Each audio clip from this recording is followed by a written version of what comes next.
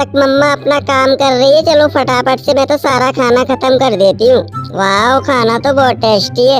इस पिंकी की बच्ची को तो आज मैं अभी बताती हूँ, सारा दिन खाना चुरा के खाती रहती है, बुक्कड़ कहीं की। अरे मम्मा, आप हम सब लोगों को क्यों डांट रहे हो? आप हम लोगों को कभी खाने के लिए तो कुछ देते नहीं हो। हम लोगों को तो बहुत तेज भूख लगी है। हाँ, ये देखो मैं तुम लोगों के लिए कितना सारा खाना लेके आई हूँ।